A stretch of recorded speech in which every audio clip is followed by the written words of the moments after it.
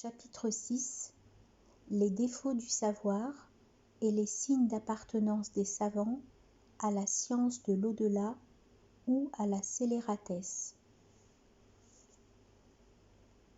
Nous avons déjà mentionné dans ce qui a précédé les vertus des savants et de la science, de même que nous avons souligné que les savants du mal sont les plus châtiés le jour du jugement dernier.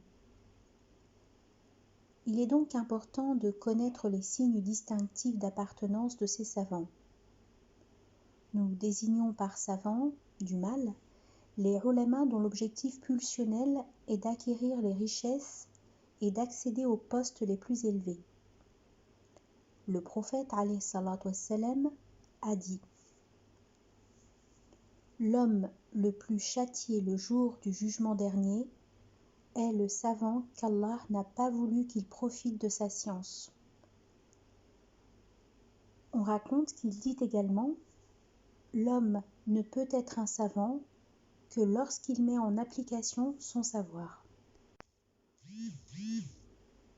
Le savoir est double. Un savoir verbal, qui est la preuve d'Allah contre les créatures, et un savoir qui émane du cœur, et c'est l'utile. Il y aura à la fin des temps des serviteurs ignorants et des savants abjects.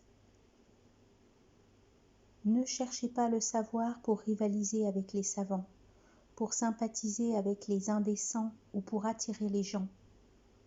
Quiconque agit de la sorte se retrouvera à l'enfer. Quiconque garde un savoir en secret pour lui, Allah lui place une muselière en feu. J'ai peur pour vous de l'imposteur, et encore plus, d'autres. On lui dit: Qui d'autre? Il répondit: L'imam qui vous guide vers le chemin du mal.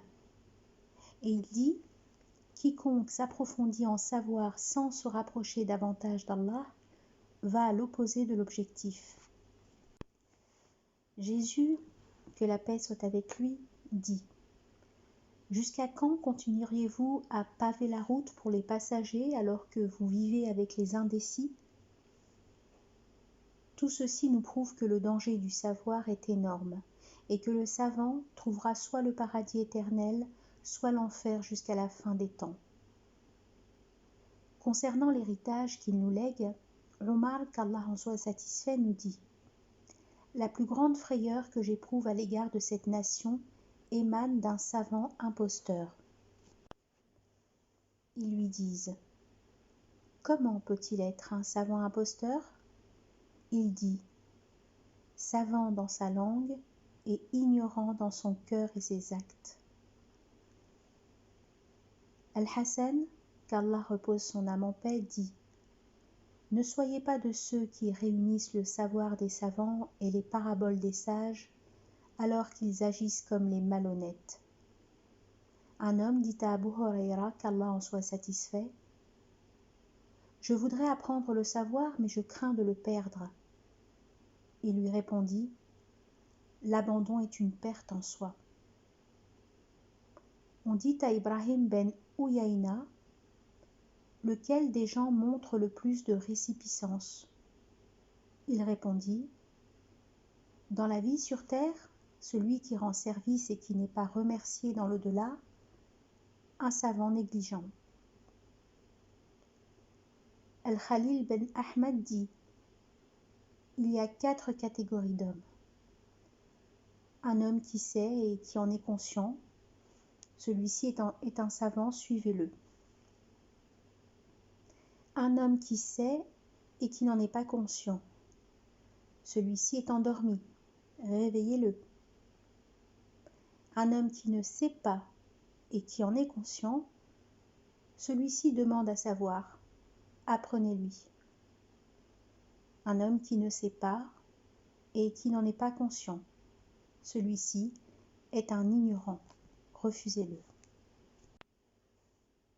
Ibn el-Mubarak dit: L'homme est toujours un savant tant qu'il cherche à s'instruire. S'il croit tout connaître, il est ignorant.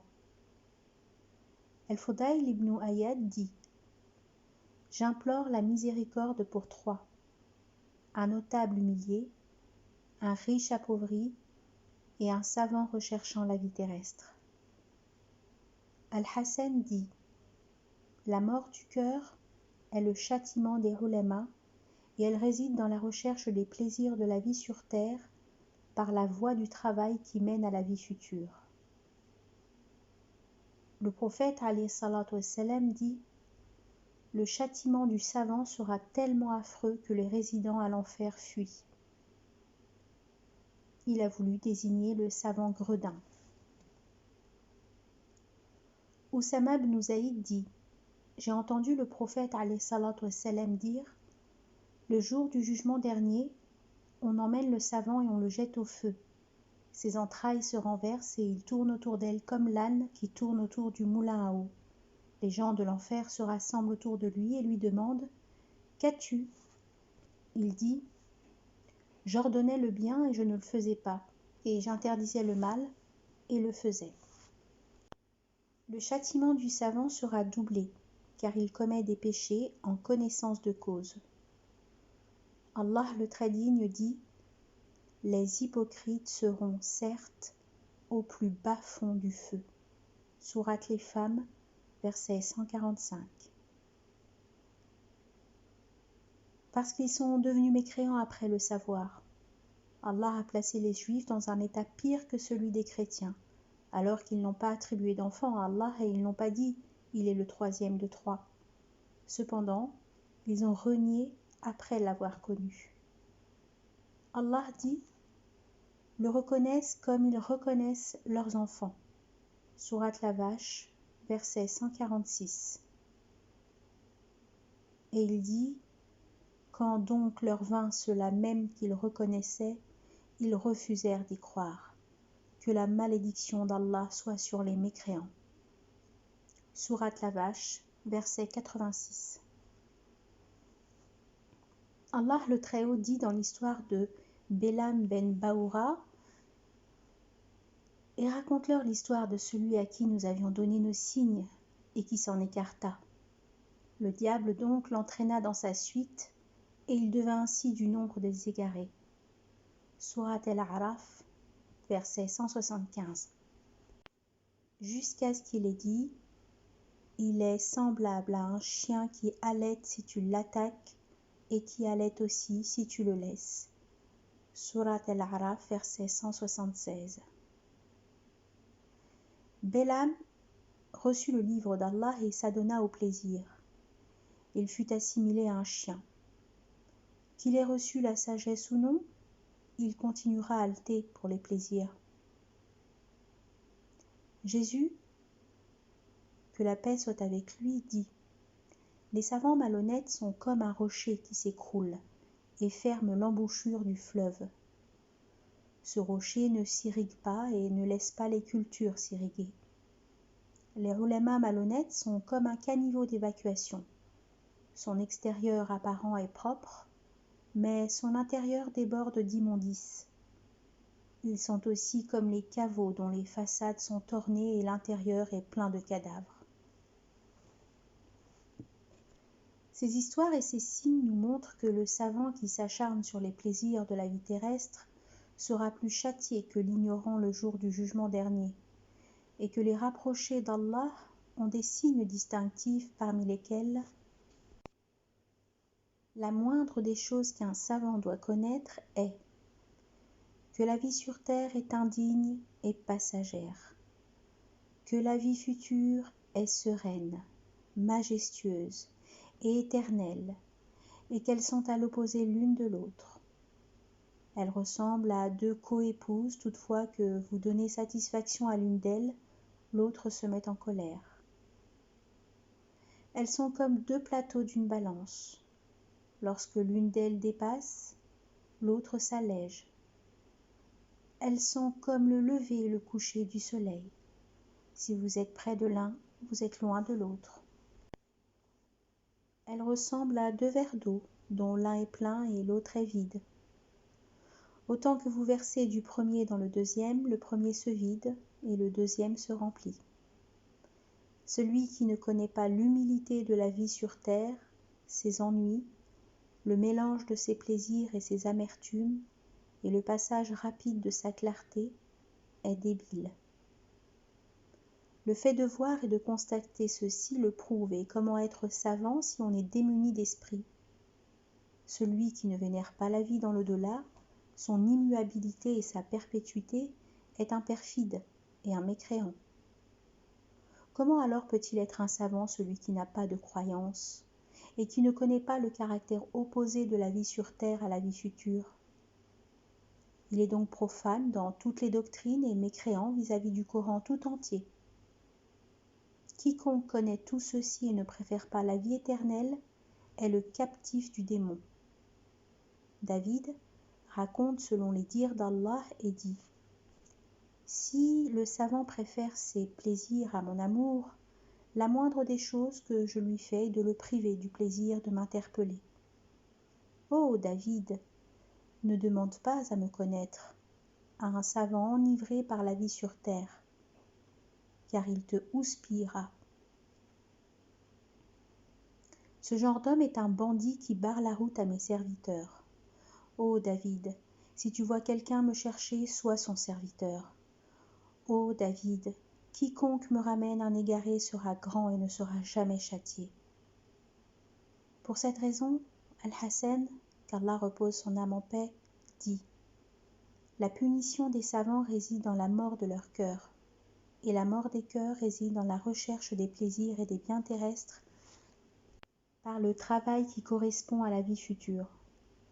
Yahya ibn Ma'az dit : par la recherche des plaisirs terrestres, disparaît l'éclat du savoir et de la sagesse. Et il dit aux savants de la vie sur terre : ô savants, vos palais sont comme ceux de Jules César, vos maisons comme celles de Kisra, par allusion au palais de Kisra, empereur de la Perse. Vos vêtements sont Zahiri, par allusion à Zahir.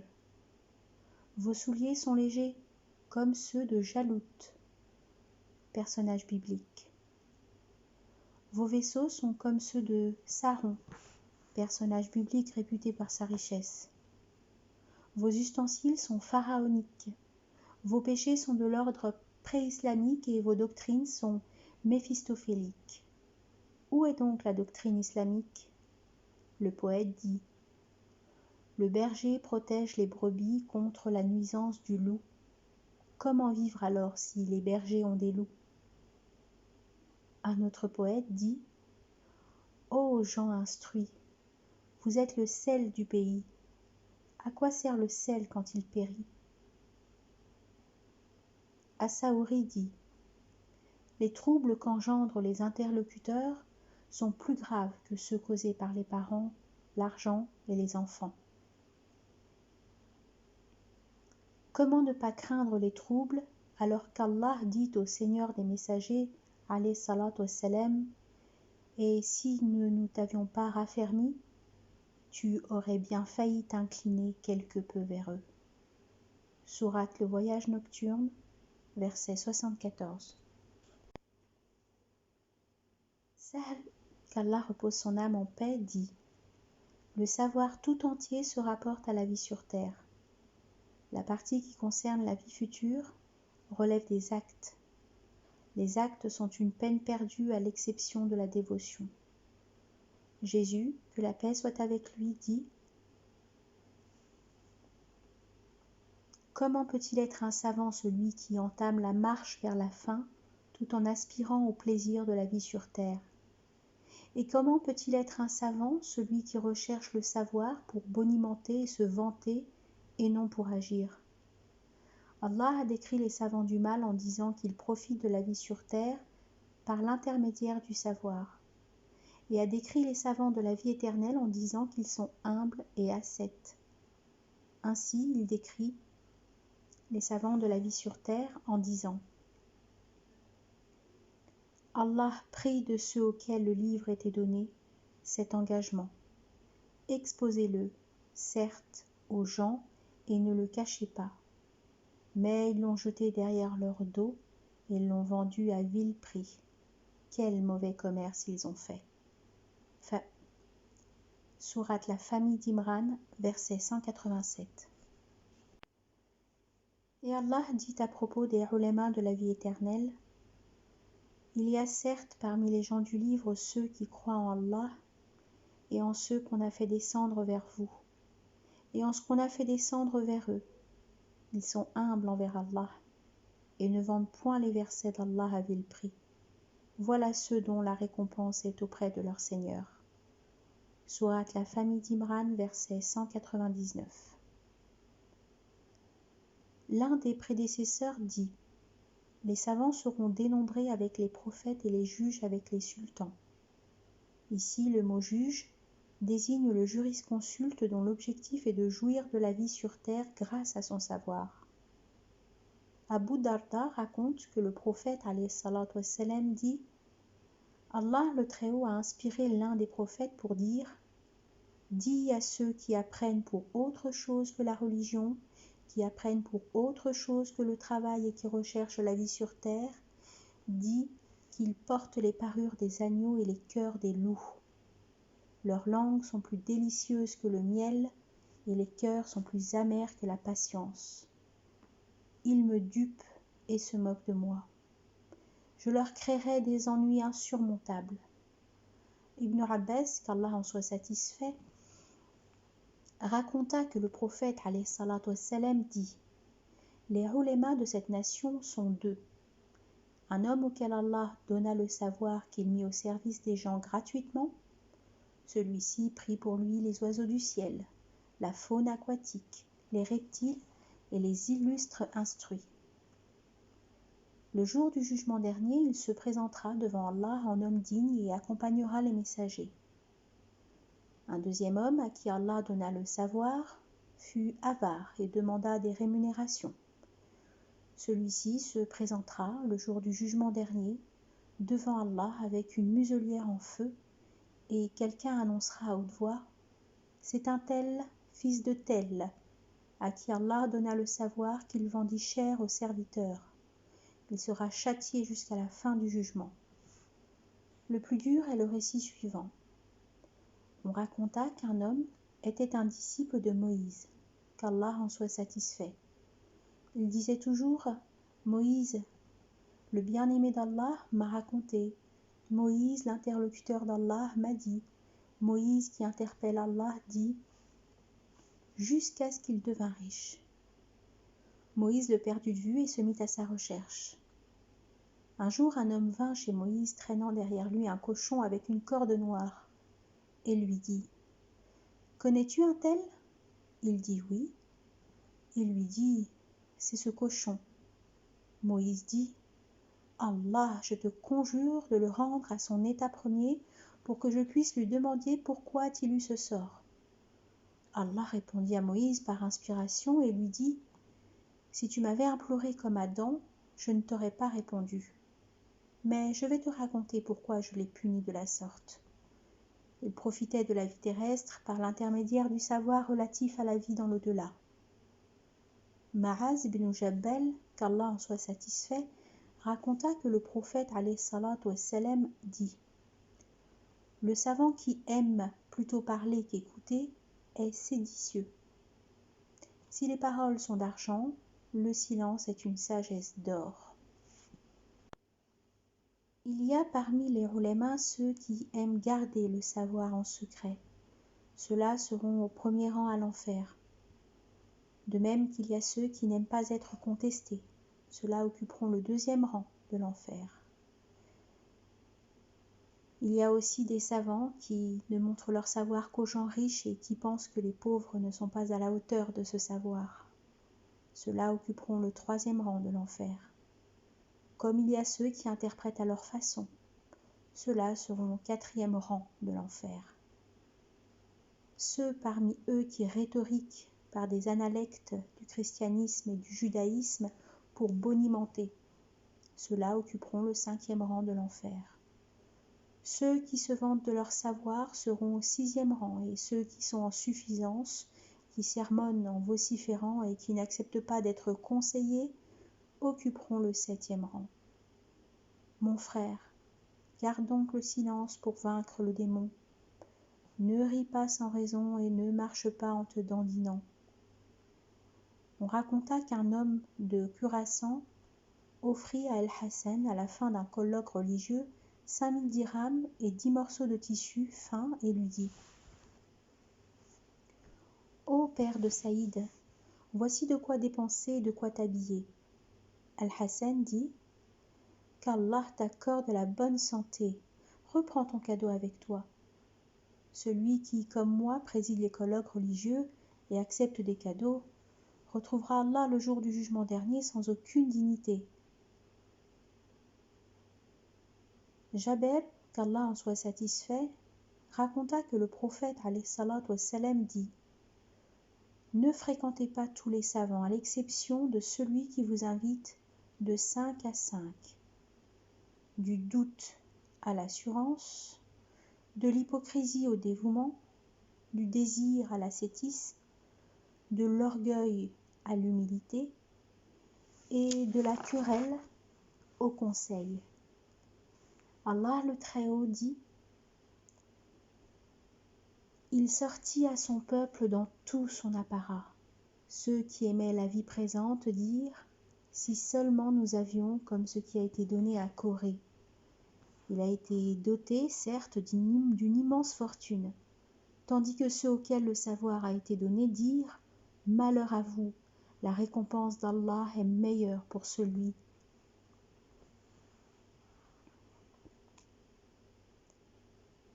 Sourate le Récit, versets 79 et 80. Ainsi ceux à qui le savoir a été donné ont préféré la vie éternelle, ont respecté leurs paroles par leurs attitudes et n'ont ordonné de faire quelque chose avant de l'appliquer eux-mêmes d'abord. Allah le Très-Haut dit « Commanderez-vous aux gens de faire le bien et vous oubliez vous-même de le faire ?» Sourate la Vache, verset 44. Il dit également « C'est une grande abomination auprès d'Allah que de dire ce que vous ne faites pas. » Sourate le Rang, verset 3. Dans l'histoire de Shuaïb, Allah le Très-Haut dit « Je ne veux nullement faire ce que je vous interdis. » Sourate Hud, verset 88.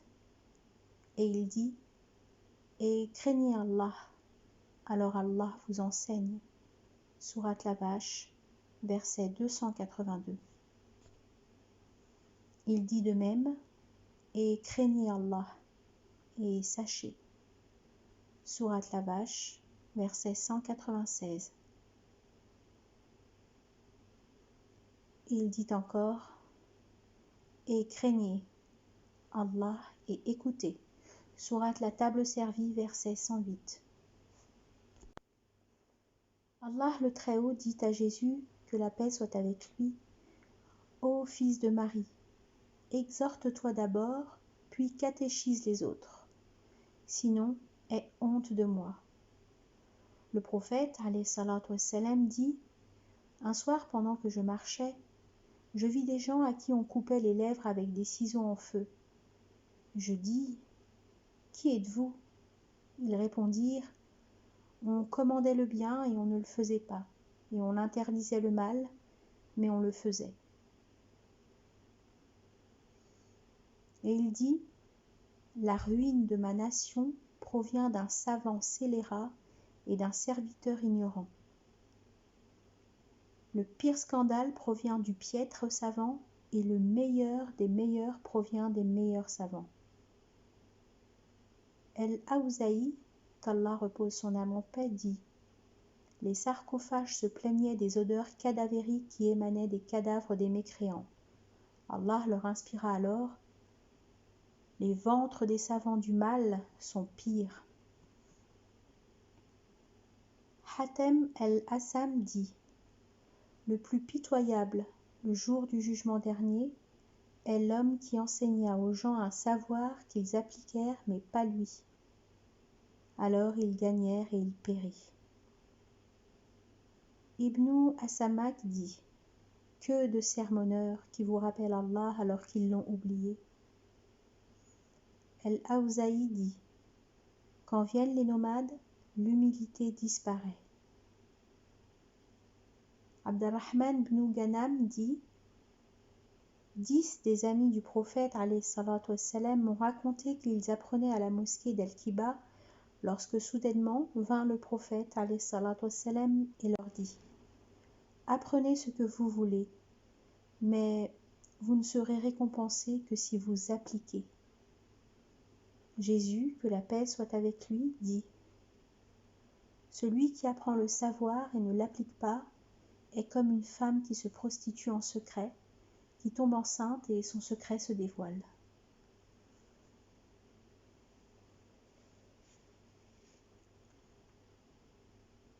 Omar, qu'Allah en soit satisfait, dit « Lorsqu'un savant commet une faille, beaucoup de gens font des failles à cause de lui. » Ibn Mas'ud dit « Il viendra un jour où les délices du cœur deviennent salées. Ce jour-là, l'enseignant et le disciple tous deux ne pourront en profiter car les cœurs des ulémas auront viré vers les plaisirs de la vie sur terre. Allah leur arrachera alors les sources de la sagesse et les lanternes qui les éclairent seront éteintes dans leur cœur. Lorsque vous rencontrerez un savant, il vous dit qu'il craint Allah alors que la scélératesse est apparente dans ses actes. Ce jour-là, nombreuses seront les langues fertiles et innombrables les cœurs arides. Sachez que le savant est semblable au juge. Le prophète alayhi salatu wassalam dit « Il y a 3 catégories de juges. Un juste qui juge consciemment et qui va au paradis. Un juge qui juge injustement et qui est inconscient. Il va à l'enfer. Un juge qui juge non selon les lois d'Allah et il va à l'enfer. » Le prophète alayhi salatu wassalam dit « Il se peut que le démon vous attire par le savoir. » On lui dit « Ô messager d'Allah, et comment ça ?» Il vous dit « Cherche le savoir et ne fais rien jusqu'à ce que tu saches. » Il continue ainsi à commander le savoir et à ajourner les actes jusqu'à ce qu'il crève sans rien faire. Al-Hassan dit « Apprenez ce que vous voulez, je le jure. Allah ne vous récompensera jamais si vous n'appliquerez pas ce que vous apprenez. » Car les indécents ne font que raconter, et les savants l'appliquent toujours. Malek, qu'Allah en soit satisfait, dit « La recherche du savoir est jolie, sa diffusion est aussi jolie, si elle est accompagnée de bonnes intentions. Mais regardez combien de temps il vous faut sans en préférer autre chose. » Ibn Mas'ud, qu'Allah en soit satisfait, dit « Le Coran vous a été donné pour le suivre et l'appliquer. Vous en avez fait une étude pour travailler. Le savant qui n'applique pas est comme le malade qui prescrit des médicaments et tel un affamé qui distribue des recettes délicieuses alors qu'il est démuni.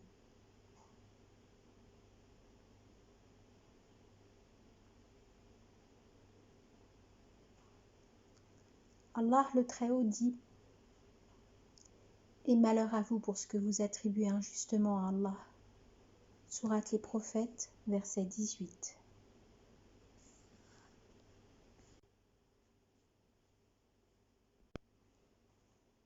Et on raconta qu'il dit « Je crains pour ma nation la faille d'un savant et la discussion d'un hypocrite dans le Coran. » Nous vous rappelons qu'il faut être à la recherche du savoir utile pour la vie éternelle qui exhorte à l'obéissance et éviter les sciences peu onéreuses et pleines de discussions, de controverses et de bavardages. Celui qui omet d'apprendre le savoir concernant les comportements et qui opte pour la discussion est tel un homme malade qui rencontre un médecin habile au moment où son état de santé est jugé sérieux et, au lieu de s'occuper de sa santé, il s'affaire à questionner le médecin à propos des spécificités des médicaments. Ceci représente une vraie bêtise. On raconta qu'un homme vint chez le prophète alayhi salatu wassalam et lui dit Apprenez-moi ce qui est étrange des sciences. Il lui dit, qu'as-tu fait du premier choix du savoir? Il dit, qu'est-ce que le premier choix? Il lui dit, as-tu connu le Seigneur divin? Il dit oui. Il lui dit, qu'as-tu fait à ce propos? Il dit, la volonté d'Allah. Il lui dit, qu'as-tu préparé? Il dit, ce qu'Allah a voulu. Il lui dit, va mettre de l'ordre dans tes préparations, puis reviens, et je t'apprendrai des choses étranges. Le disciple doit être comme Hatem el-Assam, le disciple de Shaqiq el-Balki, qu'Allah en soit satisfait, à qui Shaqiq dit, depuis combien de temps tu me fréquentes? Hatem dit, depuis 33 ans. Qu'as-tu appris pendant ce temps? 8 choses.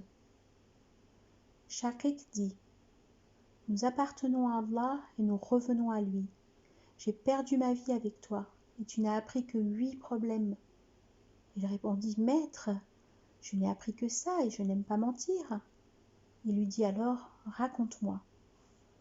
Hatem dit, j'ai contemplé les créatures et j'ai remarqué que chacun a une bien-aimée qui l'accompagne au tombeau. Lorsqu'il arrive au cimetière, il l'abandonne. J'ai décidé alors que les bonnes œuvres soient mes bien-aimés, ainsi lorsque je pénètre dans le tombeau, mes bien-aimés rentrent avec moi. Il lui dit, tu as bien raison, raconte-moi la deuxième chose. Il dit, j'ai réfléchi aux paroles d'Allah et pour celui qui aura redouté de comparaître devant son Seigneur et préserver son âme de la passion, le paradis sera alors son refuge. Sourate Les anges qui arrachent les âmes, versets 40 et 41. Et j'ai compris qu'Allah le Très-Haut est la vérité. Je me suis alors résignée d'obéir.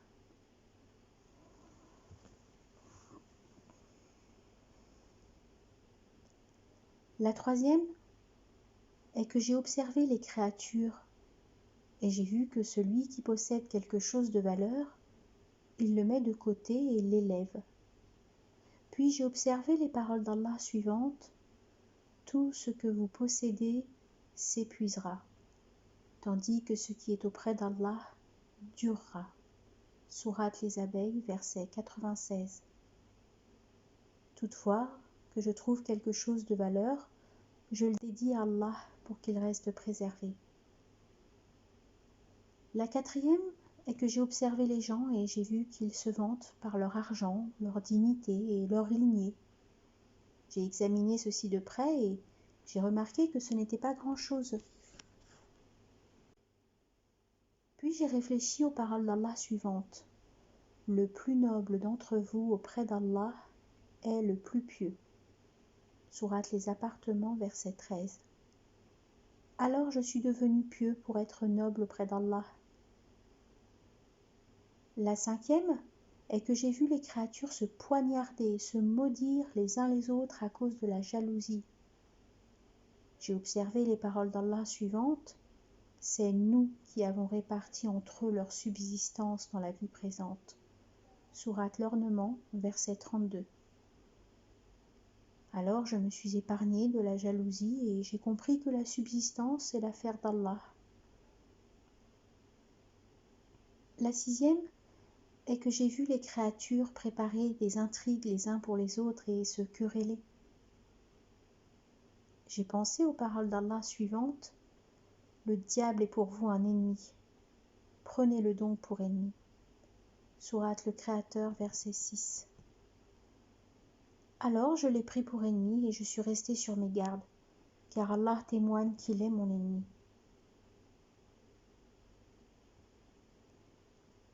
La septième est que j'ai contemplé les gens et j'ai vu qu'ils s'humilient et commettent le damné pour un morceau de pain. Puis j'ai réfléchi aux paroles d'Allah suivantes. Il n'y a point de bête sur terre dont la subsistance n'incombe à Allah. Sourate Hud, verset 6. Alors j'ai compris que j'étais l'une de ces bêtes dont la subsistance incombe à Allah. Je me suis occupée alors de tout ce qui est licite et j'ai gardé mon argent près de lui. La 8e, j'ai vu tous les gens mettre leur confiance en une créature. Celui-ci en sa ferme, celui-ci dans son commerce, l'autre dans son industrie et cet autre en son physique. Chaque créature compte sur une autre créature comme elle. J'ai pensé aux paroles d'Allah suivantes. Et quiconque place sa confiance en Allah, Allah lui suffit.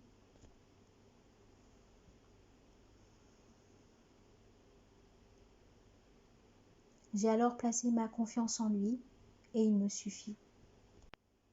Shaqiq dit: Ô Hatem, qu'Allah te bénisse. J'ai observé les sciences de la Bible, de l'Évangile, de la Genèse et du Saint-Coran, et j'ai remarqué toutes sortes de biens et de religions, et elles tournent tout autour de ces 8 problèmes. Celui qui s'en sert se sert de 4 livres. Ce genre de savoir n'intéresse que les ulémas de la vie future. Quant aux ulémas de la vie présente, ils ne s'intéressent qu'à ce qui leur offre la dignité et l'argent, et négligent les sciences pour lesquelles Allah a envoyé tous les prophètes, que le salut soit sur eux. Ad-Dahhak ibn Muzahem dit: Je les ai vus apprendre seulement la piété l'un de l'autre. Aujourd'hui, ils n'apprennent que les paroles. Parmi les qualités requises des savants se trouvent la chasteté, la piété, l'humilité, le bien-être modéré, et même la sobriété en imitant les prédécesseurs. Et tant qu'on devient sobre, on se rapproche d'Allah et on illumine au milieu des savants de l'au-delà.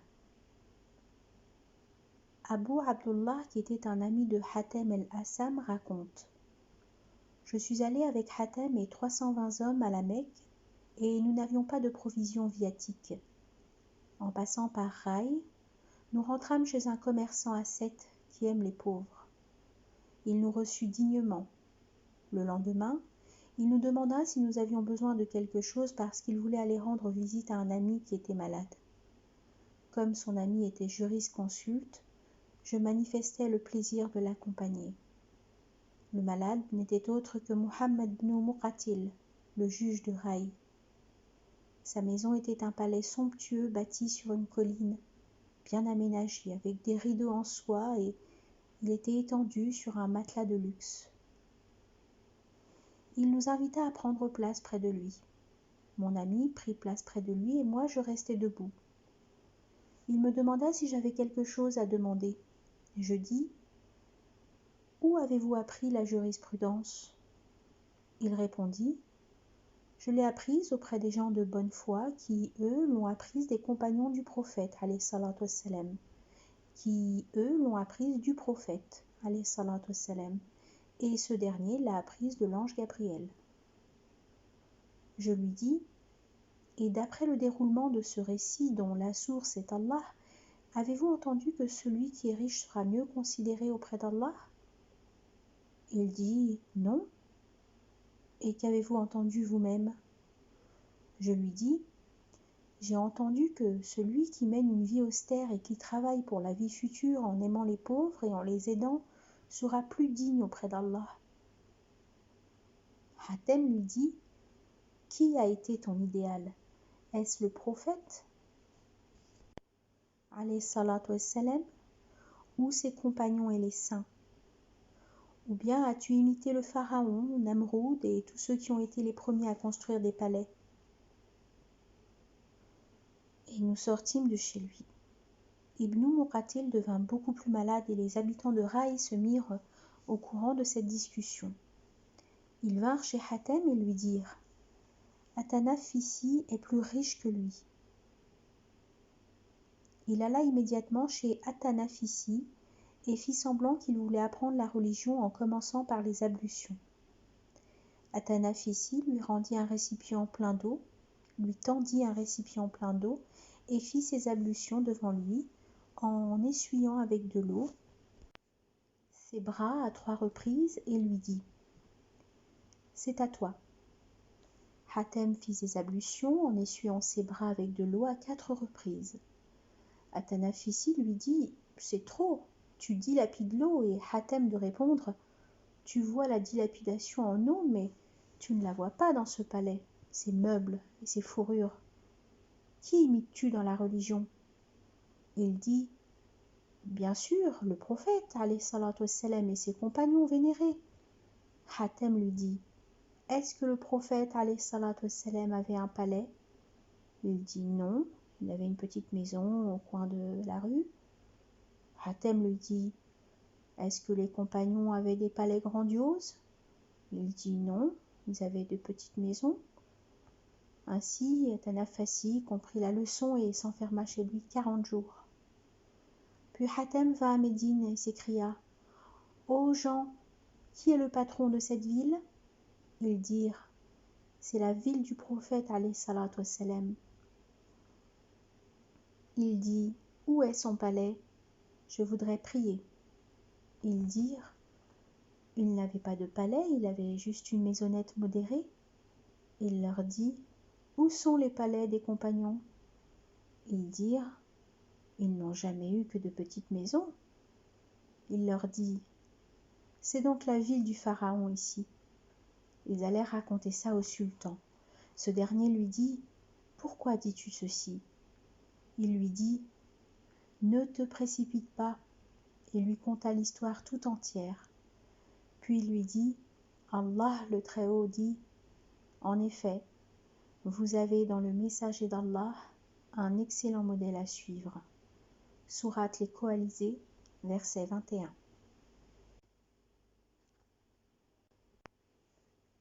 Vous autres, dites-moi, qui a été votre idéal? Est-ce le prophète, alayhi salatu wassalam, ou le pharaon qui fut le premier à construire avec des briques? Ils le libérèrent alors.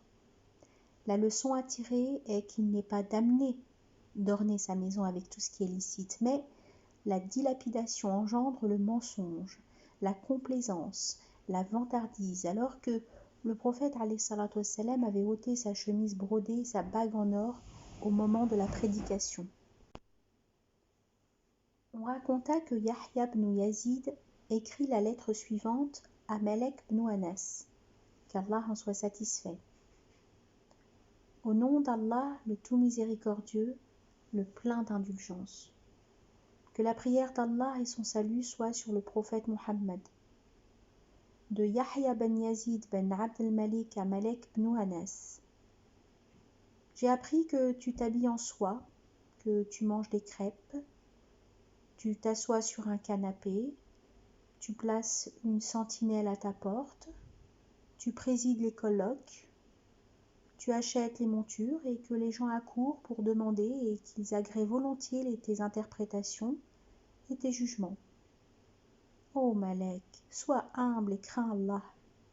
Je t'écris pour te conseiller et personne à part Allah et moi n'est au courant. Salut.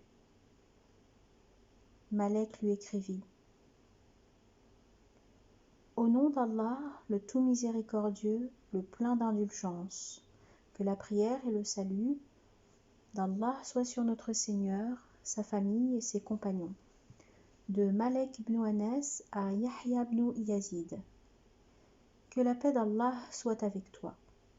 J'ai reçu ta lettre qui comporte le conseil, la compassion et l'éthique qu'Allah t'accorde, la pitié, qu'Allah t'accorde la pitié et te récompense pour ton conseil. Je demande à Allah la réussite et rien ne se fait sans la volonté d'Allah. Concernant ce que tu as mentionné, je te dis que je fais ça en implorant Allah de m'accorder son pardon. Car il dit, qui a interdit la parure d'Allah, qu'il a produite pour ses serviteurs ainsi que les bonnes nourritures. Surat Al-A'raf, verset 32. Certes, je sais que l'abandon de ces comportements est meilleur. Écris-moi et je t'écrirai. Salut. Regardez donc comme Malek est juste en reconnaissant que l'abandon est meilleur et comment il a interprété les paroles d'Allah. Il a raison dans les deux cas. Le savant doit s'éloigner des sultans tant que possible et éviter de les visiter car la vie est pleine de verdure mais son sort est entre leurs mains. Celui qui les fréquente ne pourra s'empêcher de leur faire plaisir alors qu'ils sont des tyrans. Chaque religieux doit montrer son mécontentement de ce qu'ils font. Nous verrons dans le livre du licite et du damné ce qui est permis de l'argent des sultans et ce qui n'est pas permis, comme les bonus et les cadeaux. Grosso modo, la fréquentation des sultans est la clé de toute turpitude et les ulémas soucieux de la vie future doivent s'en méfier. Le prophète alayhi salatu wassalam dit « Quiconque habite à la campagne devient incivil, quiconque suit la chasse oublie, et quiconque fréquente un sultan s'extasie. » Et il dit « Vous aurez des princes dont les comportements sont intolérables. Celui qui ne les tolère pas est innocent. Celui qui les déteste est sauvé, mais celui qui les accepte et continue, Allah l'éloigne. » On lui dit « Devrions-nous les combattre ?» Il répondit « Non, tant qu'ils prient. » Et il dit « Les ulamas sont les confidents des prophètes tant qu'ils ne fréquentent pas les sultans. S'ils le font, ils trahissent les prophètes. Méfiez-vous d'eux et éloignez-vous d'eux. » On dit à Al-Amash « Tu as enseigné le savoir à beaucoup de gens. Qui l'a appris ?» Il dit « Ne soyez pas étonnés, un tiers meurt avant de comprendre. Un tiers reste collé aux portes des sultans. Ces gens-ci sont les plus abominables, et un autre tiers duquel une petite proportion réussit. »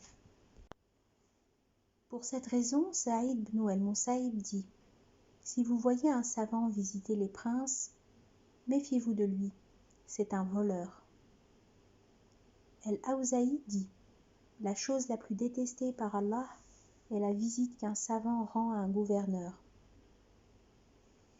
Le prophète alayhi salatu wassalam dit « Les savants les plus abominables sont ceux qui rendent visite aux princes, et les plus charitables des princes sont ceux qui visitent les ulémas. » Makhoul ad-Dimashqi dit « Les savants de notre époque sont pires que les savants israélites. Ils interprètent selon les désirs du sultan et lui rendent licite ce qui est damné. S'il lui disait la vérité, il ne les supporterait plus et refuserait de les accueillir, et ceci les sauvera le jour dernier. » Al-Hassan dit « Leur pire ennemi est de savoir que la terre absorbe la chair et la graisse, mais pas la foi en Allah. » Omar ibn Abdelaziz écrivit à Al-Hassan, qu'Allah repose leur âme en paix. « Salut, conseille-moi. J'ai besoin de gens pour m'aider à faire respecter les lois d'Allah. » Il lui écrivit « Les gens religieux ne voudront pas de toi. Les gens de la vie présente, tu n'en veux pas. Mais tu dois les administrer pour qu'ils ne te trahissent pas. » Omar ibn Abdelaziz était le plus austère parmi ses contemporains. Alors, si les pieux n'en voulaient pas, comment pouvoir en choisir d'autres pour l'aider? Beaucoup de ulémas parmi les prédécesseurs tels que Asaouri, Ibn al-Mubarak, al-Fadil, Ibrahim ibn Adam, Youssef ibn Asbat parlaient des ulémas de la vie terrestre, soit parce qu'ils viraient vers les plaisirs de la vie sur terre, soit parce qu'ils fréquentaient les sultans, préconisant qu'il ne faut pas se précipiter pour interpréter, réfléchir mûrement et éviter le plus possible de donner un jugement. Si l'on demande à un jurisconsulte de résoudre un problème qu'il connaît parfaitement à partir du Coran ou d'un récit, ou d'un consensus général ou d'après une comparaison claire, il l'interprète. Mais si on lui pose un problème qui comporte un doute, il dit « je ne sais pas ». Lorsque le problème posé nécessite une concentration d'effort ou une supposition non déterminée, il prend garde et leur dit de voir un autre pour ne pas commettre d'impair, car le danger de l'interprétation est grand. On dit « Le savoir émane de trois, un livre explicite, une sunna et je ne sais pas. » Shabi dit « je ne sais pas » équivaut à la moitié du savoir. Ceci était l'habitude des compagnons, qu'Allah en soit satisfait. Lorsqu'on demandait au fils de Omar d'interpréter, il disait « Allez voir le prince qui a la charge des croyants ». Ibn Mas'ud dit « Celui qui interprète tout ce que les gens lui demandent est un malade mental ». Et il dit « Le paradis du savant est le je ne sais pas ». S'il rate cette phrase, il est perdu à jamais. Ibrahim ibn Adam dit « Le plus fort contre le démon est un savant qui parle en connaissance de cause et qui garde le silence alors qu'il est conscient. Le démon dit alors « Regardez celui-ci, son silence est plus nuancé que ses paroles. » Quelqu'un dit « Le savant est comme celui qui extrait une dent quand on lui pose une question. » Ibn Omar dit « Vous voulez vous servir de nous comme d'un pont pour traverser vers l'enfer. » Abu Hafs an-Nisaburi dit « Le savant est celui qui craint qu'on lui dise le jour du jugement dernier « Où avez-vous trouvé cette réponse à la question posée ?» Lorsqu'on a demandé au prophète alayhi salatu wassalam « Quel est le meilleur endroit et quel est le pire ?» il dit « Je ne sais pas. » Lorsque l'ange Gabriel lui apparut, il lui demanda et la réponse fut « Je ne sais pas. » Allah l'a inspiré que le meilleur endroit est la mosquée, que le pire est le souk. Ibn Omar, qu'Allah en soit satisfait, répondait à une question sur 10. Parmi les ulama qui disaient « je ne sais pas », il y avait Soufiane as-Saouri, Malek ibn Anas, Ahmad ibn Hanbal, Al-Fadil ibn Ayyad et Bishr ibn al-Harith. Abdurrahman ben Abi Layla dit « J'ai vu dans cette mosquée 120 parmi les compagnons du prophète, que la prière et le salut soient sur lui, qui, lorsqu'on leur posait une question, tergiversaient tous et se passaient la parole l'un à l'autre jusqu'à ce qu'elle revienne au premier. Regardez comment de nos jours l'ordre s'est renversé, et ce qu'on fuyait avant est devenu demandé. On dit que quelqu'un a entendu le prophète alayhi salatu wassalam dire « Trois peuvent interpréter. Un prince, un fonctionnaire ou un chargé de cette mission. » Quelqu'un dit « Les compagnons fuyaient 4 choses. Être imam, faire un testament, avoir une consigne et interpréter. » L'affaire des compagnons se résumait dans 5. Lire le Coran, construire des mosquées, rappeler les gens, commander le bien et interdire le mal. Ceci résulte de la parabole du prophète alayhi salatu wassalam. Tout ce que disent les humains est contre eux, sauf 3.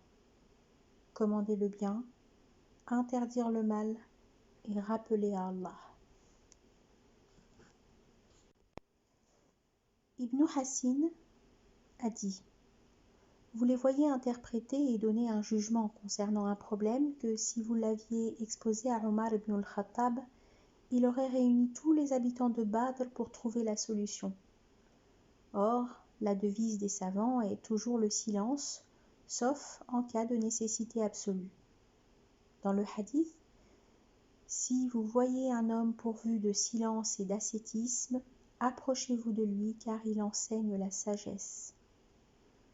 Abu Suleyman dit « Le silence est plus proche de la sagesse que les paroles. » Et on dit « Là où il y a du savoir, le silence règne, et là où on parle beaucoup, la sagesse est réduite à néant. »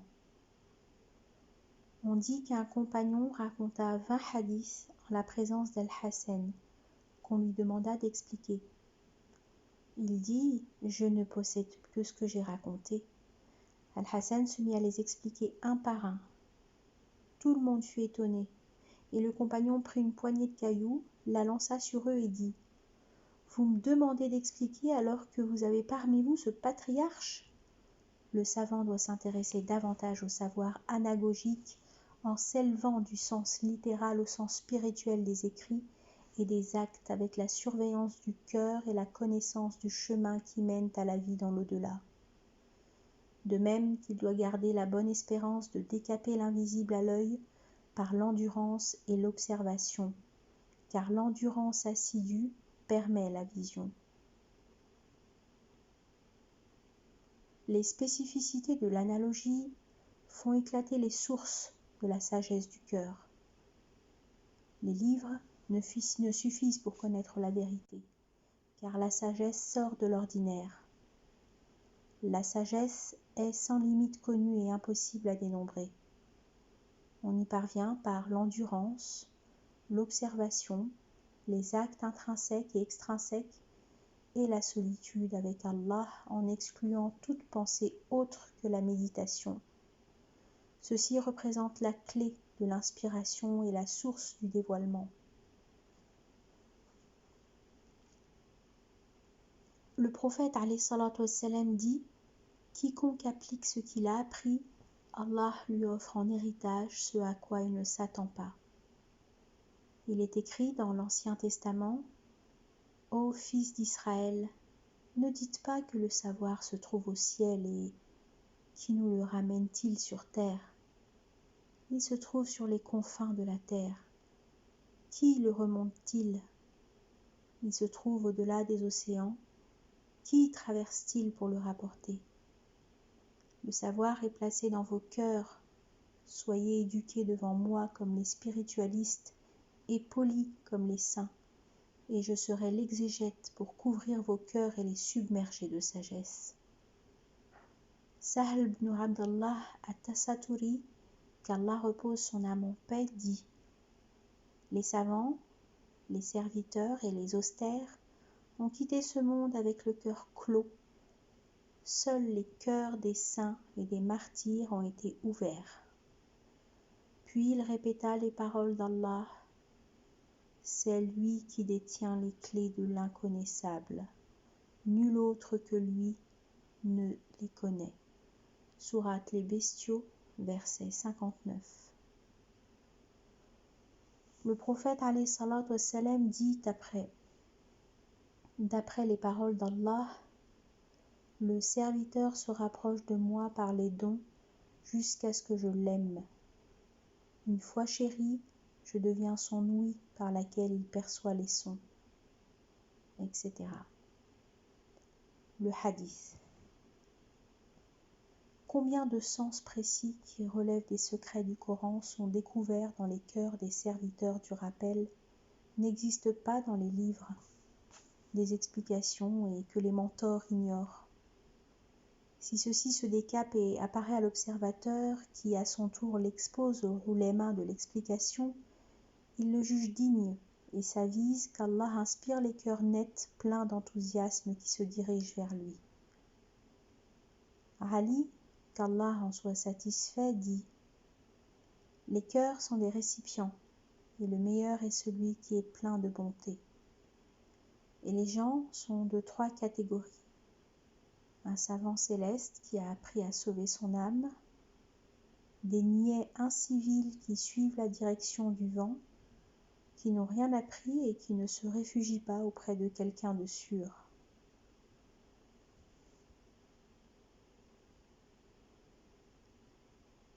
Le savant l'emporte sur l'argent. Le savoir te garde et toi tu gardes l'argent. Le savoir s'accroît en dépensant et l'argent demande à être dépensé. Le savoir est une dette redevable par laquelle on gagne l'obéissance durant la vie et un joli souvenir après la mort. Le savoir est juge et l'argent est détenu. Le bien acquis par l'argent disparaît avec sa disparition. Les banquiers sont des morts qui circulent et les ulémas resteront vivants pour l'éternité. Puis, il se reposa un peu et reprit. Il y a un savoir immense ici, mais je ne trouve pas d'homme capable de le porter. Je trouve des disciples douteux et pris de plaisirs terrestres qui s'en servent pour obtenir les dons et se vanter devant les créateurs. Oh Allah, le savoir meurt si les porteurs meurent. Cependant, il restera bien quelques-uns sur terre qui serviront la cause d'Allah, ouvertement ou discrètement, à cause de la peur, pour que cette cause soit préservée, mais combien sont-ils et où sont-ils? Ceux-là sont minoritaires, mais ont beaucoup de mérite. Puis il dit, ceux-là sont les saints, les confidents d'Allah sur terre, et les prédicateurs qui prêchent la foi parmi les gens. J'ai une grande envie de les voir. Cette exultation narrative est la description des relèvements de la vie éternelle dont le savoir est profitable par la voie du travail et de l'assiduité à l'endurance. Le savant doit affermir sa certitude car celle-ci est le capital de la religion. Le prophète alayhi salatu wassalam dit « La certitude est la totalité de la foi ».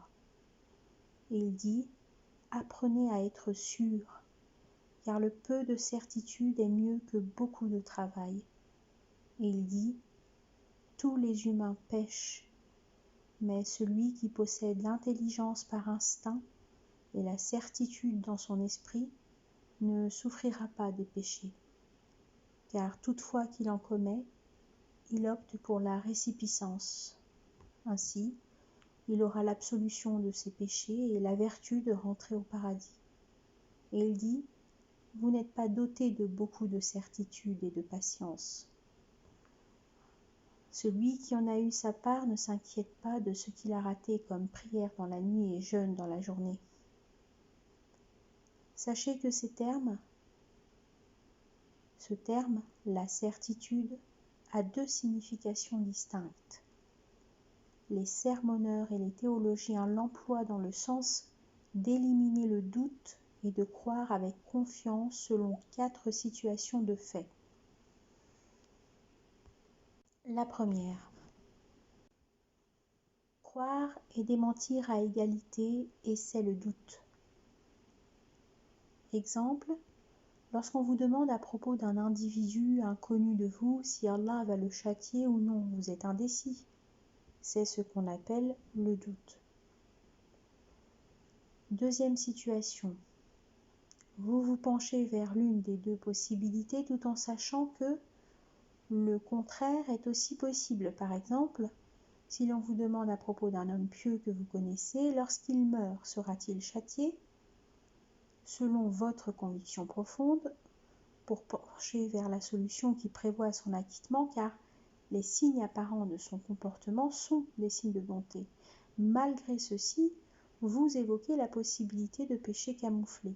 Alors, ces deux possibilités sont à égalité et aucune ne l'emporte sur l'autre. Le cas s'appelle le cas du doute. La troisième situation, quand l'esprit tend à croire en quelque chose qui prévaut, bien que d'autres pensées se présentent à lui qu'il refuse, mais sans connaissance absolue. Mais si l'homme se met à réfléchir, à écouter, à contempler, à soupçonner, il se peut qu'une autre possibilité se présente à lui. C'est ce qu'on appelle une croyance probablement et vraisemblablement sûre, comme les croyances du public en leur dogme, où les croyants d'un rite donnent raison à leur imam, et si on leur mentionne la possibilité d'erreur qui incombe à leur imam, ils refusent d'y croire.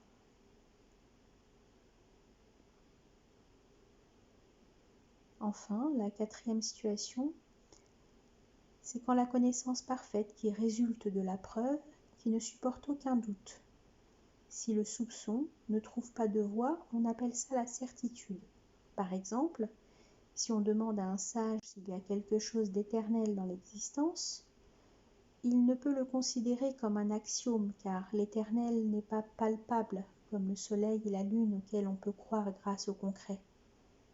Croire en l'existence d'une chose éternelle n'est pas nécessaire, comme savoir que deux sont plus qu'un et savoir qu'un événement s'est produit sans cause est impossible. Il y a des gens qui croient à la suite de l'ouïe, et c'est le cas de la majorité du public. D'autres y croient à la suite de preuves telles qu'on leur dise il n'y a rien d'éternel. Ceci signifie que tout est créé, et si tout est créé, alors c'est sans cause, donc impossible, et ce qui mène à l'impossible est impossible. Or, il existe trois parties. Les choses qui existent peuvent être soit toutes éternelles, soit toutes créées, soit une partie éternelle et une partie créée. Si elles sont toutes éternelles, c'est ce que nous cherchons, car c'est là une preuve commune. Si elles sont toutes créées, c'est impossible, car ceci résulte d'une création sans cause, et dans ce cas-là, nous sommes sûrs de la première ou de la troisième partie. Tout ce qui est connu de cette façon est appelé certitude au vu de ces gens, soit qu'il advienne grâce à une preuve ou par les axiomes comme l'impossibilité d'un fait sans cause ou par diffusion. La seule condition que ces gens exigent pour dire qu'une chose est certaine est le manque de doute. Pour cette raison, la certitude ne connaît pas de degré de faiblesse, car il n'y a pas de degré pour le doute. Le deuxième terme est celui des jurisconsultes, des soufis et de la majorité des ulémas, où l'on ne prend pas en considération les possibilités et le doute, mais plutôt la prédominance sur l'esprit. Et l'on dit, un tel n'a pas de croyance certaine dans la mort, et pourtant, la mort est une certitude qui n'accepte pas le doute. On dit encore, un tel a une certitude sans faille en la subsistance, alors qu'il est possible qu'il n'ait rien. Ceci advient alors que tout le monde s'associe à croire en la mort, mais il y a des gens qui ne la regardent pas en face et qui ne se préparent pas comme s'ils n'en étaient pas sûrs. Lorsque nous avons dit « les savants doivent s'affairer à renforcer la certitude dans les deux sens », c'est pour éliminer le doute puis affermir la certitude pour que cette dernière prédomine. On ne peut jamais nier tout ce qui touche à la possibilité, c'est-à-dire le deuxième terme, et tout ce qui ne comprend plus de doute est impossible à nier. Vous saisissez une différence dans la croyance en l'existence de Moïse et de Josué, que la paix soit avec eux, mais vous n'avez pas de doute à propos de tous deux, car la source est la même et il s'agit de la diffusion. Cependant, vous sentez que l'un d'eux est plus clair dans votre esprit que l'autre, et la raison émane du nombre de rapporteurs. Concernant l'abondance et la rareté, elles dépendent de l'abondance de preuves certaines, telles qu'on dit « un tel est plus instruit que l'autre », c'est-à-dire que ses connaissances sont plus vastes et abondantes. Pour ceci, le savant peut avoir la grande certitude dans tout ce qui se rapporte à la jurisprudence et parfois dans une partie seulement. Sachez que tout ce que les prophètes ont rapporté, que les prières d'Allah et son salut soient sur eux et du premier au dernier, relève de la certitude. La certitude est donc la connaissance approfondie et spécifiée concernant les informations que les lois divines ont exposées et qui sont innombrables, dont nous nous contentons de citer les plus importantes. Tout d'abord, le monothéisme. Il s'agit de voir toutes les créatures émanant d'une seule source sans s'occuper des moyens. Il faut plutôt voir les moyens comme objets chargés de l'exécution sans aucun rôle décisif. Celui qui croit en ceci a la certitude. Toute certitude dans le rôle mène à l'approbation qui dissipe la colère et incite au remerciement. Les moyens sont comme la main et le crayon du signataire. On ne les remercie pas et on ne se fâche pas d'eux car ils sont des moyens chargés, et là nous arrivons à la certitude dans le deuxième sens qui est la supervision et qui représente le fruit de la première certitude, son âme et son intérêt. Tant qu'on devient sûr que le soleil, la lune, les étoiles, les plantes, les animaux, les pierres et toutes les autres créatures sont comme le crayon dans la main du scribe et que la puissance éternelle en est la source, on devient submergé par la confiance, le consentement et la grâce et on acquiert la certitude tout en étant sans colère, ni rancune, ni mauvais comportement. La confiance en Allah de nous assurer la subsistance puisqu'il dit « Point de bête sur terre dont la subsistance n'incombe à Allah » Sourate Hud, verset 6. Avoir la certitude que cette subsistance lui parvient si elle lui est destinée, la certitude qui promet beaucoup de fruits doit être accompagnée d'obéissance et de bons comportements. Avoir la certitude que la pénitence existe et que la récompense est de même. Celui qui fait le bien, fût-ce un atome, le verra, et celui qui fait le mal, fût-ce un atome, le verra. Il s'agit de la certitude concernant la récompense et le châtiment, où l'homme fait le point de ses bonnes œuvres et de ses péchés.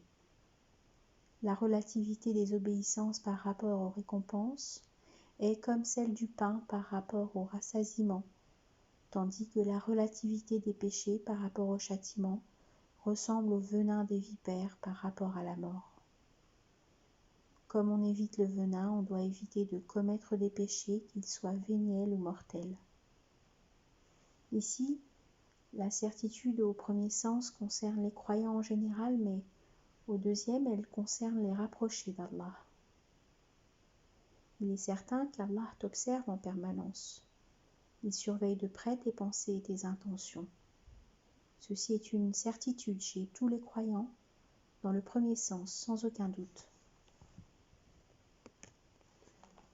Quant au second sens qui concerne les saints, ceci signifie que l'être humain doit toujours être poli dans sa solitude, comme s'il était dans le salon d'un grand roi où il est tenu à surveiller son comportement, de crainte de ne pas respecter l'éthique convenable au lieu. Cette présence inspire la crainte, l'humiliation, le silence, la soumission et d'autres bonnes conduites. Il en est de même pour la solitude où l'homme se trouve face à Allah. Et ce qui est dû en la présence d'un roi l'est davantage en la présence du roi éternel. Nous revenons à la signification de ce terme dans le quart concernant les salvatrices. Le savant doit être silencieux et humble, sobre dans sa vie et ses vêtements et calme dans son comportement de telle façon que celui qui le regarde remarque en lui la preuve de son savoir qui lui rappelle Allah. Comme l'œil est le miroir du généreux, les savants ont une apparence calme et humble. On dit « Allah n'a jamais offert à un serviteur une parure plus belle que l'humilité, puisqu'elle est celle des prophètes, des saints et des savants. » Sahl at-Tasaturi, qu'Allah repose son âme en paix, dit « Les ulama sont de 3 catégories. Un savant connaissant la providence divine et non les affaires de la vie quotidienne, qui interprète ce qui est licite et ce qui est damné. Ce savoir n'inspire pas la peur d'Allah. Un savant connaissant Allah de façon générale, et il s'agit ici des croyants en général.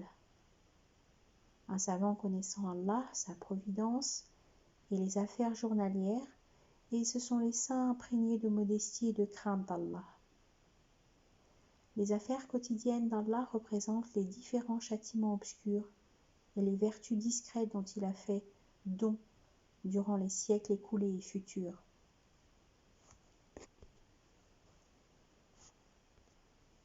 Omar, qu'Allah en soit satisfait, dit « Apprenez le savoir et apprenez pour le savoir, le calme, le respect et l'indulgence. Soyez humble devant celui qui vous enseigne et que celui à qui vous enseignez soit humble. Ne soyez pas comme les savants orgueilleux, car votre savoir vous guidera à l'ignorance. » On dit, celui à qui Allah a accordé le savoir, l'ascétisme, la modestie et la bonne conduite est l'imam des pieux. D'après un récit, parmi les meilleurs de ma nation, il y a des gens qui rient solennellement de joie pour prouver la grande miséricorde d'Allah et qui pleurent discrètement par peur de son châtiment.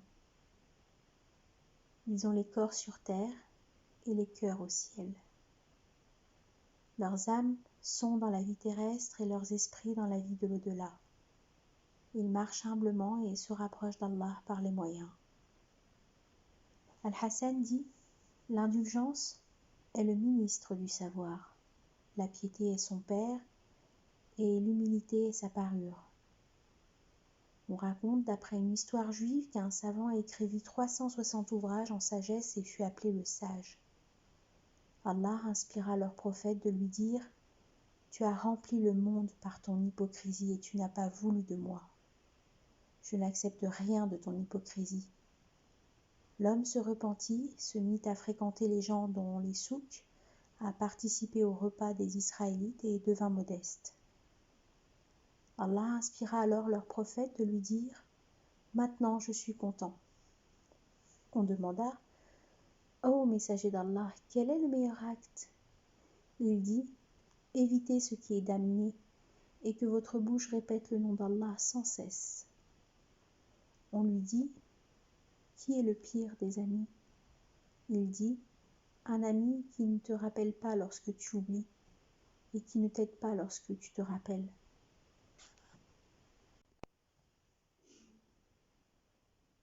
On lui dit « Lequel des gens est le plus savant ?» Il dit « Celui qui craint Allah plus que les autres. » On lui dit « Montrez-nous les meilleurs à fréquenter. » Il dit « Ceux qui voient le rappel à Allah. » On lui dit « Qui sont les pires des gens ?» Il dit « Allah, pardonne-moi. » On lui dit « Dis-le-nous, ô messager d'Allah. » Il dit « Les ulémas lorsqu'ils quittent le droit chemin. » Et il dit alayhi salatu wassalam, le jour du jugement dernier, les gens les plus sécurisés sont ceux qui réfléchissent le plus durant leur vie sur terre. Les gens qui rient le plus sont les gens qui pleuraient le plus dans la vie sur terre. Les plus gais sont ceux qui étaient les plus chagrinés ici-bas. Ali, qu'Allah en soit satisfait, dit « Lorsque vous écoutez le savoir, gardez le silence et ne badinez pas, sinon les cœurs le rebutent. » On dit « Lorsque l'enseignant réunit en lui ces trois conduites, la patience, la modestie et la bonne conduite, la grâce devient complète auprès de l'étudiant.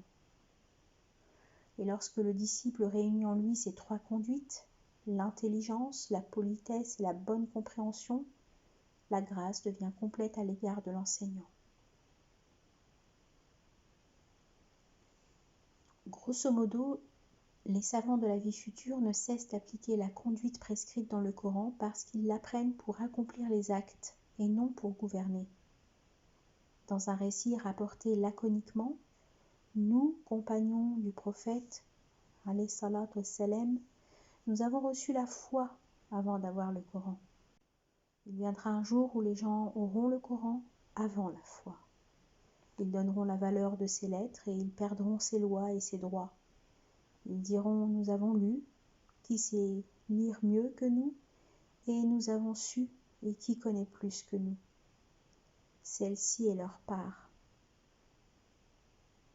On dit « 5 conduites présentent les signes distinctifs des ulémas de la vie future.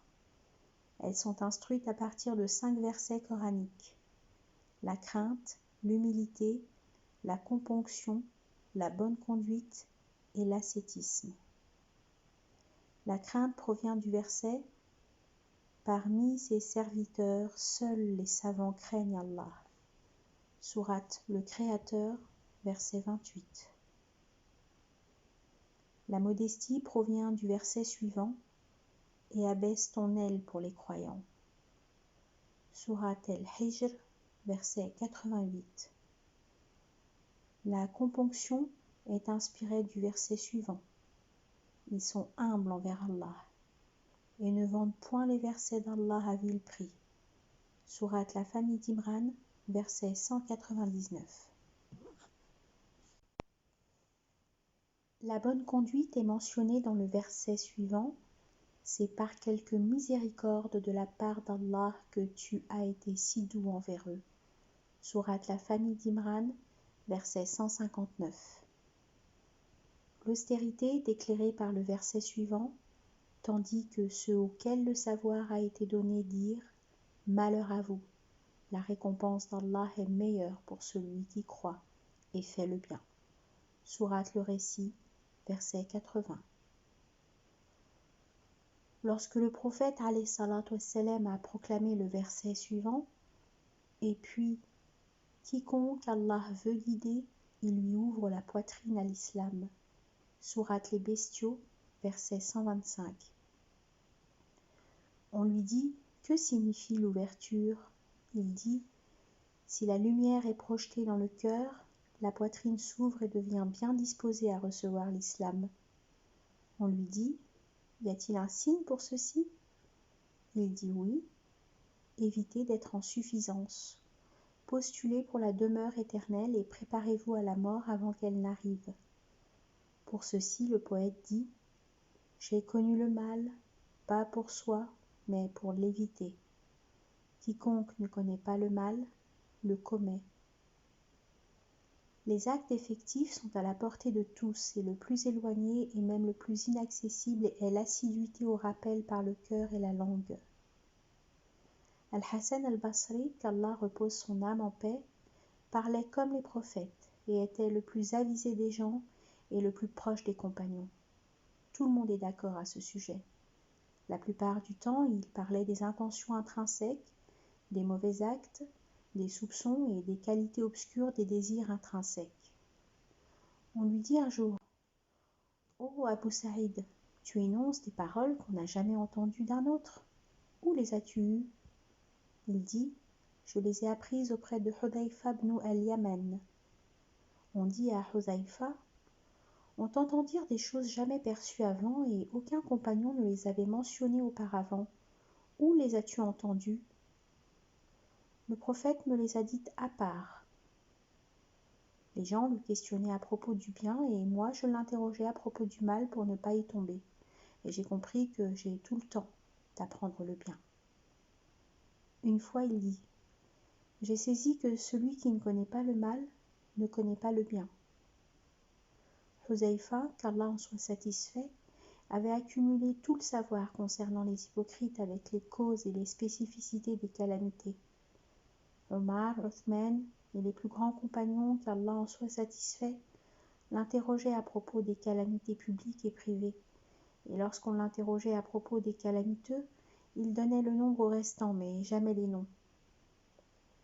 Omar lui demandait s'il connaissait de lui une hypocrisie, et il l'innocentait.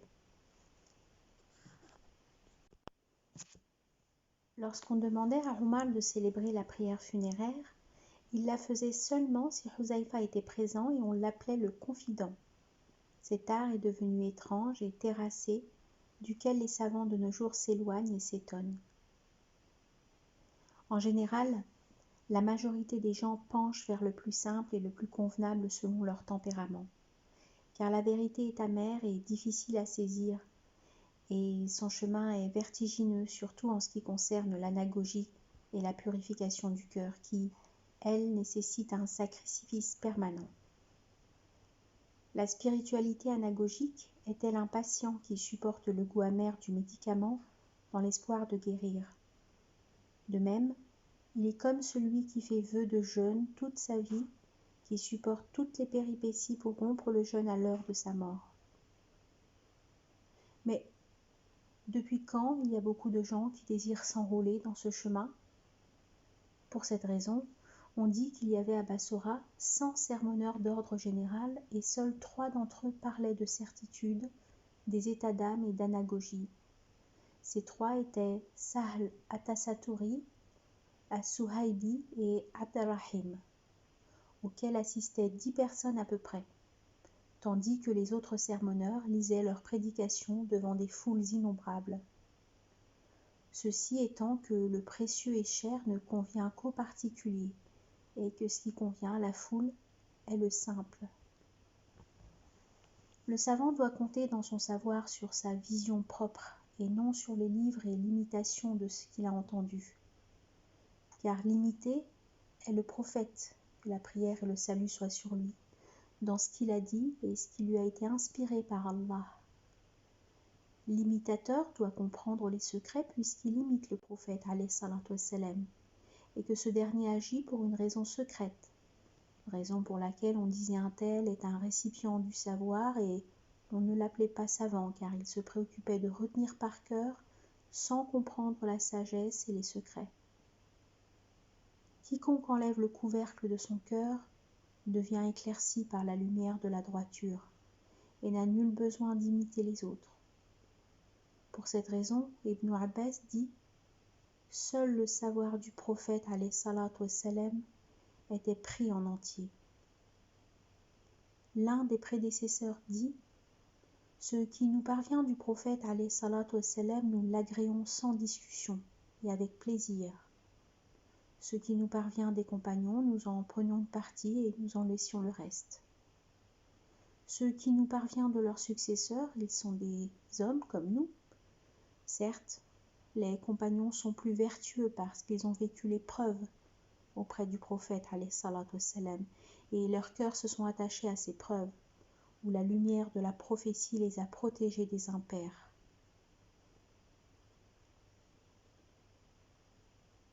Compter sur ce qu'on a entendu des autres est une imitation inadmissible et compter sur les livres et les ouvrages l'est davantage. Les livres n'existaient pas à l'époque des premiers successeurs. Ils parurent pour la première fois après l'an 120 de l'Hégire, c'est-à-dire après la mort du prophète alayhi salatu wassalam, de ses compagnons et de la majorité des premiers successeurs, qu'Allah en soit satisfait. Les premiers détestaient écrire les récits et les ouvrages pour obliger les gens à retenir par cœur et à se préoccuper du Coran et du rappel. Et ils disaient « Apprenez comme nous avons appris ». Pour cette raison, Abu Bakr et une partie des compagnons avaient refusé d'écrire le Coran et de le réunir en un seul livre, et avaient dit « Comment fait-on une chose que le prophète alayhi salatu wassalam n'a pas faite ?» Ils ont craint la paresse des gens et ils ont dit « Nous laissons le Coran tel qu'il est. Les gens l'apprennent les uns aux autres puis par la récitation, pour que ceci reste leur seul souci et leur seule préoccupation. » Puis vint Omar, qui craignit la négligence des gens et leur paresse, ainsi que la polémique à propos d'un mot ou de la ressemblance dans la lecture, et demanda à Abu Bakr, qu'Allah en soit satisfait, de réunir le Coran en un seul livre pour le protéger, qui à son tour se réjouit de l'idée et l'a mise en application. Ahmad ibn Hanbal critiquait Malek pour son livre El-Muwatta et disait « Il a inventé ce que les compagnons, qu'Allah en soit satisfait, n'ont pas fait. » On dit « Le premier livre écrit dans l'ère islamique est celui d'Ibn Jarayj dans les traces et les explications à la Mecque, puis celui de Muhammad ben Rached as-Sanani au Yémen, où il réunit la sunna du prophète alayhi salatu wassalam, puis El-Muwatta à Médine de Malek ibn Anas, puis El-Jami'a de Sufyan as-Sawri. Au IVe siècle, les ouvrages sont devenus très nombreux et l'on passait le temps dans la discussion et la controverse. Les gens ont penché vers les histoires et les prédications, tandis que le savoir anagogique commençait à disparaître, et les croyants s'en étonnaient et l'ont laissé, à part une minorité. Les controversistes sont devenus les savants et les raconteurs, qui ornementaient leur homélie par l'emploi des élocutions assonancées des ulémas. Tout cela se passait facilement parce que les auditeurs venaient en masse, du public qui ne distingue la vérité du savoir d'autre chose. La biographie des compagnons ne figurait pas sur leur menu et ne devenait apparente qu'à la comparaison avec leur comportement. Ainsi, ils ont hérité du titre de savants les uns après les autres et le savoir anagogique devint relégué à tel point que lorsqu'on leur disait « un tel est plus savant que l'autre », ils disaient « un tel connaît davantage, mais un tel dialogue mieux ». Et seuls les particuliers connaissaient la différence entre le savoir propre et la connaissance des élocutions. Le savant doit se méfier des nouveautés même si elles sont consensuelles et doit être minutieux dans ses recherches relatives à la biographie des compagnons et à leurs œuvres.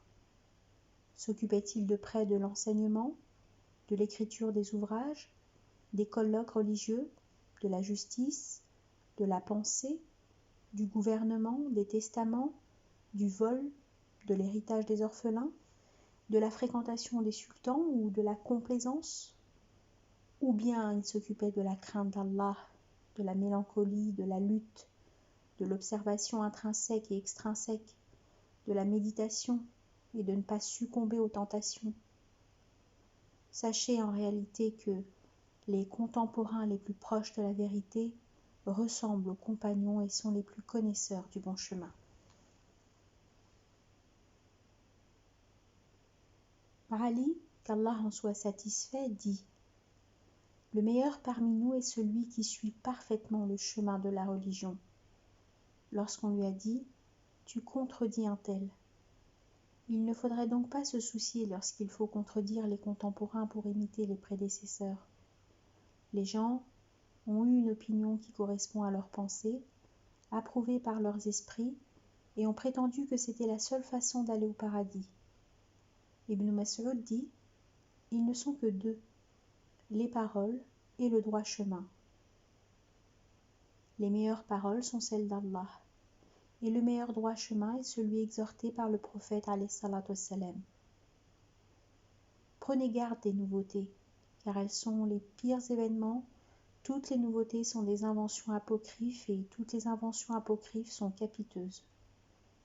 Ne soyez pas lents, car vos cœurs peuvent durcir. Le futur est proche, et le passé est celui qui ne viendra jamais. Dans une admonestation, le prophète alayhi salatu wassalam dit: Bienheureux est celui que son défaut personnel l'occupe de voir les défauts des autres, qui subsiste grâce à un travail honnête, qui fréquente les savants et les sages et qui évite les pécheurs. Bienheureux est celui qui est humilié, qui a une belle physionomie et une bonne éducation et qui ne fait rien de mal. Bienheureux est celui qui applique son savoir, qui propage sa vertu, qui ne bavarde pas et qui imite la sunna et non les nouveautés apocryphes. Ibn Mas'ud, qu'Allah en soit satisfait, dit: À la fin des temps, le droit chemin l'emporte sur beaucoup d'œuvres. Vous êtes à une époque où le meilleur d'entre vous est celui qui se précipite, mais il viendra un temps où le meilleur sera le résigné à ne pas bouger, tellement qu'il y aura de préjugés. Certes, il a raison, car celui qui ne s'arrêtera pas et qui approuvera les foules périra comme elles. Hudhayfa, qu'Allah en soit satisfait, dit: Ce que je vois m'étonne. Vos œuvres charitables étaient damnées dans le passé. L'illicite, à votre époque, représentait autrefois une œuvre charitable. Il a raison. Beaucoup de nouveautés apocryphes n'étaient pas approuvées à l'époque des compagnons, telles que les constructions somptueuses des mosquées, leurs ornements et les tapis luxueux qui recouvrent leur sol. De même que les discussions, la controverse et les colloques qu'on vénère actuellement sans limite et qui étaient damnés autrefois, sans oublier la psalmodie de l'appel à la prière et de la lecture du Coran et la maniaquerie relative à la pureté et la propreté des habits sans se soucier de ce qui est licite ou damné dans les nourritures. Ahmed ibn Hanbal dit: Ils ont abandonné le savoir et se sont acharnés aux bizarreries. Oh, qu'ils sont démunis! Qu'Allah vienne à notre secours. Lorsque Marwan installa pour la première fois une estrade devant la mosquée pour lire le sermon, Abu Sa'id al-Khudri lui dit: Ô Marwan, qu'est-ce que cette nouveauté? Il dit: Ce n'est pas une nouveauté. Apocryphe, c'est préférable ainsi. Les gens sont devenus nombreux et ça leur permet d'entendre. Abu Sa'id dit: Je jure par Allah, vous n'apportez rien de meilleur que ce que je sais. Aujourd'hui, je ne ferai pas ma prière derrière toi, je le jure. Ceci parce que le prophète s'appuyait sur sa canne ou s'adossait contre l'arc pour prêcher le jour de la fête et non sur une estrade. Dans un récit très connu, le prophète alayhi salatu wassalam dit « Quiconque crée une nouveauté qui n'est pas dans notre religion est un apostat ». Dans un autre récit, il dit « Quiconque dupe ma nation aura la malédiction d'Allah, de ses anges et de tout le monde ». On lui dit « Qu'est-ce que la duperie de ta nation ?» Il dit « La création d'une nouveauté apocryphe pour esbrouffer les gens ». Quelqu'un dit « La vérité est lourde. Celui qui la dépasse est un tyran. Celui qui n'arrive pas à la porter est un incapable, et celui qui la respecte est satisfait. » Le prophète alayhi salatu wassalam dit « Choisissez la ligne médiane. Celui d'en haut y revient et celui d'en bas la rejoint. » Allah le Très-Haut dit « Laisse ceux qui prennent leur religion pour jeu et amusement. » Sourate les Bestiaux, verset 70. Il dit encore « Le Très-Haut, et quoi ? Celui à qui on a enjolivé sa mauvaise action au point qu'il la voit belle. » Sourate le Créateur, verset 8. Toutes les nouveautés apocryphes qui ont eu lieu après l'époque des compagnons et qui dépassent ce dont on a besoin relèvent du jeu et de l'amusement. Un savant dit « Les saints ont disparu de la terre et se sont voilés au public parce qu'ils ne supportent pas de regarder les ulémas de ce temps, qui ignorent Allah alors qu'ils sont savants, et à leurs yeux et aux yeux des profanes. Pour cette raison, Allah le Très-Haut dit « Et n'obéis pas à celui dont nous avons rendu le cœur inattentif à notre rappel, qui poursuit sa passion et dont le comportement est outrancier. » Sourate la Caverne, verset 28. La masse désobéissante est plus heureuse que les ignorants qui se croient savants, car le désobéissant vulgaire reconnaît sa faute et se repent. Tandis que l'ignorant, qui se prend pour un savant et qui pense que ce qu'il fait pour gagner sa vie est la voie du paradis, ne se repent pas et continue de la même façon jusqu'à sa mort. Youssef ben Asbat écrivit à Hudayfa al-Marishi, demandant « Que pensez-vous de celui qui reste sans compagnon pour louer Allah, à part les pécheurs, parce qu'il ne trouve pas ses analogues ?» Il a dit vrai, car la fréquentation ne manque pas de médisance. Voici donc les 12 signes distinctifs des ulémas de la vie future, dont chacun réunit une partie de la conduite des ulémas prédécesseurs.